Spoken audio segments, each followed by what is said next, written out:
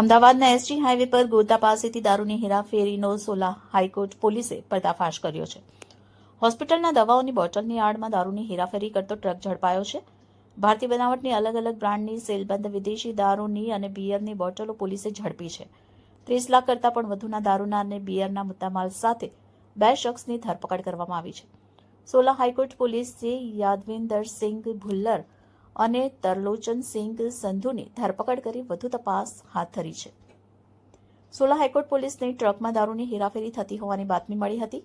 વધુ તપાસ કરતા એસજી હાઈવે પર દવાઓની બોટલની આડમાં દારૂની હેરાફેરી થવાની બાતમી મળી હતી, જેથી બાતમીના આધારે એસજી હાઈવે પર ગોતા બ્રિજ તરફથી આવી રહેલા એક ટ્રકમાં દારૂ હોવાની માહિતી મળતા તપાસ હાથ ધરવામાં આવી હતી.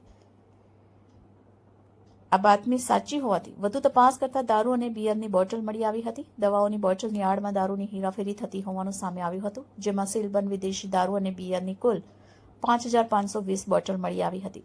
સોલા હાઈકોર્ટ પોલીસે 30 લાખથી વધુની કિંમતની 5,520 દારૂની અને બિયરની બોટલ, ટ્રક, મોબાઈલ ફોન અને દવાઓની બોટલ મળી કુલ 50 લાખથી પણ વધુનો મુદ્દામાલ જપ્ત કર્યો છે.